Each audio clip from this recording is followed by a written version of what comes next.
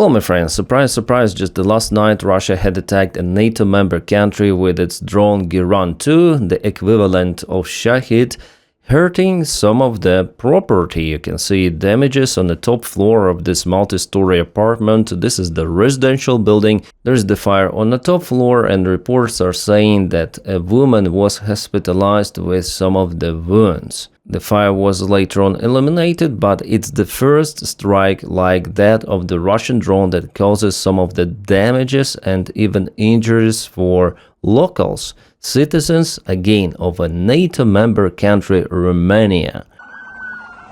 Yeah, the fire brigades went there. Supernova Plus, thank you so much for delivering us all of those videos. And the moment of the strike. Yeah, locals reported it was really loud and the smoke is coming from that multi-storied civilian building. The city of Galati is located at the very border with the Ukraine, near checkpoint Reni, and Reni is also famous about Ukrainian port. There is Donaba River, you may see it here, and Russia already hit Reni port multiple of the times. Donaba goes later on to the Black Sea. And we already have a prompt reaction from NATO. Hell yeah! Early this morning, an apartment building in Romania was struck by a drone as Russia attacked Ukrainian infrastructure near the border. Secretary General Mark Rutte is in touch with Romanian authorities. We condemn Russia's recklessness, and NATO will continue to strengthen our defenses against all threats, including drones. Yeah. Now it's like, hell yeah, NATO finally showed its strength to Russia, and Russia, well, Russia what? They'll just continue to escalate and intimidate those NATO countries. I mean, this is very, very weak response. It's basically nothing. Calling Russians' attack recklessness? Such a reckless Russia sending their drones left and right to NATO. Come on, Russia, don't do it any longer. I guess I don't know how to comment that. What is NATO? NATO, no action, talks only, yeah? And we have a comment from a Prime Minister of Romania. Here it is even more useless, because he definitely confirms that the drones were followed by the air defense of Romania, by fighter jets, but they decided not to engage and not to shut down those drones. Because apparently those drones might hurt someone, and voila! What happened? They hurt someone. If you do not shut down drones, they go and they hurt people, they cause some of the damages. Romania, hello? Yeah, here is just the water, some of the meetings we're gonna discuss, blah blah blah. The interesting thing is here, the decision not to engage the target was taken because the conditions did not exist to destroy it without the heightened risk of endangering civilian safety. But again, if you do not engage, drone causes the risks for civilian safety. That is what happened. Romania, come on, what are you doing? Romania's response is firm and multifaceted. Yeah, I have ordered and initiated the following measures, some of which have already been carried out. Oh. Informing allies, I guess everyone knows those news already. Additional allied anti-drone capabilities. Romania has formally requested that allies deploy additional anti-drone capabilities. You don't... well, maybe you need additional anti-drone capabilities since you have those risks. But what the use of those if you had followed the particular drone? There were fighter jets following the drone, but they did not engage. Like in this particular case, you already have the capabilities, yeah? Just point and shoot. And what have you done? Pah, nothing. Nothing was done to secure citizens of Romania against the Russian drone attack. And it's the Shahid drone. Many of the Girans were launched to Poland, I guess it was the last year, right? Multiple. They penetrated into the airspace and landed. Some went all across the Poland, but they didn't carry explosives. Those were the flying targets, as we call them, to attract the attention from the air defense. Well, Russia may put some of the TNT payload on Giran drones, but in Poland's case, those were just dummy drones. However, they penetrated into NATO airspace without causing massive destructions or something. But here, there was the damage done to the building and also to people who were injured, and this president, he tells about it. My thoughts first turn to the injured persons, their families. So persons means plural, so not just one woman was injured, but there could be more, according to him. and the residents who experience terrifying moments in their own homes. I thank them for the calm with your duty is to provide safety, alright? Well, if you choose the same blah blah blah, there will be more strikes. Like, NATO itself calls it recklessness. Reckless Russia attacks sometimes some of the NATO villages, towns and cities. At first at the border region with Ukraine, maybe next further and further, then finally we'll have the same Ukrainian picture in NATO countries, yeah? Who knows, who knows. Oh yes, I forgot, yeah. With this measure, definitely Russia will step back, alerting the United Nations Security Council. Romania will formally inform the United Nations Security Council about the brutal and repeated violation of international law by the Russian United Nations. Well, definitely, yeah. It's the game changer, United Nations. Yeah, sorry, taking my words back. If the United Nations is there, of course, wow. That's the big step to improve NATO security and security of the citizens of the NATO countries. I guess I hope you understand my sarcasm, like I'm making jokes. It's not fun actually, because people were injured. But I just got tired. What else Russia should do to tell to allies that it's the aggressor, not just for Ukraine, but also for the NATO countries? And why does this NATO organization allows it to happen? Like block the airspace, not over NATO, well, including NATO, but over the Western Ukraine, at least Western Ukraine. Do you think that it's the escalation that Putin may do something if you send your fighter jets patrolling bordering regions of Ukraine? Do you think that Russia could do something to you? Are you that kind of the pussies, NATO officials? Because that's the only way for you to intercept those drones which are flying to your territory. Territory of Poland, Romania. But no, let's follow the drones, even not shutting them down over our own territory. Oh shit. And there were numerous of the times the Romanian Air Force were just following the Russian freaking drones penetrating into their territory, not shutting them down, and they were just waiting for the drones to exit and hit something in Ukraine. Well, this time drones hit something in Romania. And this behavior is basically provoking Russia for more escalation. NATO shows its recklessness. It's not Russians' recklessness. Russia does it for purpose. They program their drones to fly and hit something. The recklessness here goes full in for the NATO officials. Guys, with that approach, Russia may start its provocation operation, special military operation against Baltic states if they see this weak reaction. Okay, Romania found one more drone in the northern part of the country. So yeah, it landed to some of the field, it wasn't intercepted, also just landed. Well, here they say that the drone didn't have any sort of the payload. Oh, Romanian military officials were not facing an attack on Romania. Really? Oh, the last night it wasn't the attack on Romania. Some kaboom of the residential apartment with people injured. A Russian drone is flying there. Not an attack, don't look there. The country's Ministry of Defense assures that the arrival of the Russian drone in the residential building is an accident and the target was Ukrainian ports. Thanks God, Ukrainian ports. And just a couple of the drones went to Romania. Who cared? Accident.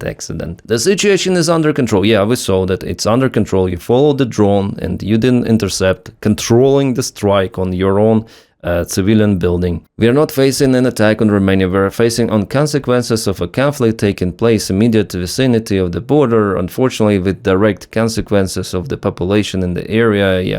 Yeah, really like this photo in those honest eyes. It wasn't the attack, no. Everything is fine. The general clarified that consultations under Article 4 of the NATO Charter on Collective Defense is underway. Yes, just blah blah blah. Article 4 is the consultations. The drone that caused the incident, that's the accident. Incident is something that doesn't lead to some of the damages or life losses or injuries. So this incident, as they say, happened at 1:46 and 19 kilometers away from Reni, Ukrainian port city. General Maxim emphasized that pilots had an order to destroy the UAV, but decision to use weapons is based on strict risk management calculation.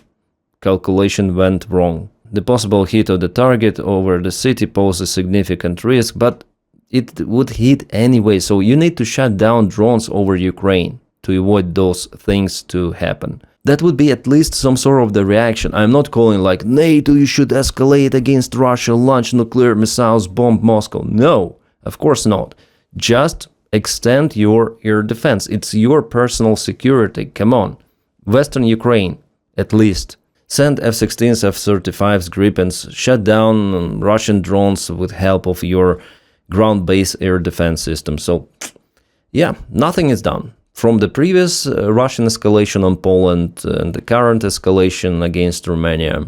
Well, it's not the first time happening, I mean, the penetration of the Romanian airspace, but there will be more of the kabooms in Romanian cities. I'm sure about it, because if there is no reaction on what Russia had done, if it is just blah, blah, blah, Russia understands it as the weakness. And they will push more and more and more. So the policy is basically the same in NATO. Those gray officials, bureaucrats, they don't want to escalate. For them, the important thing is to get the budget money of those countries and sit and do nothing. Yeah, I'm sure that NATO itself is freaking corrupt. And the real test of organization, I hope it will never start. I mean, the Russian escalation against the Baltic countries, because it could be the decisive moment for NATO, whether they strike back or they gonna sit and do nothing, leaving those Baltic countries to do it on their own and calling everything of that incident recklessness. Yeah, could it be like that? Could be, guys. There is the probability, judging on their reaction. So am I shocked? No, I expected this reaction, and I understand that NATO is more or less useless. They should enter Ukrainian army. If before Ukraine was like, take us to NATO, we want to be a part of NATO, but yeah, they have nuclear weapons. That's the only plus. The rest is Ukrainian army is way more capable in every sort of the aspect, I would say. At this moment, it's for sure, so just nuclear weapons, they matter, and it was a very stupid decision from Ukraine to give up its nukes, and you see where it leads. Yeah, that's the remains of the drone. It's the Shahid drone, I may tell it for sure already, because they paint the drone in the black color. That's the only drone they paint. They call it Giran 2. It's made out of the composite materials. Parts have already been found. And last night Russia also attacked one civilian ship that was going to the port of Odessa.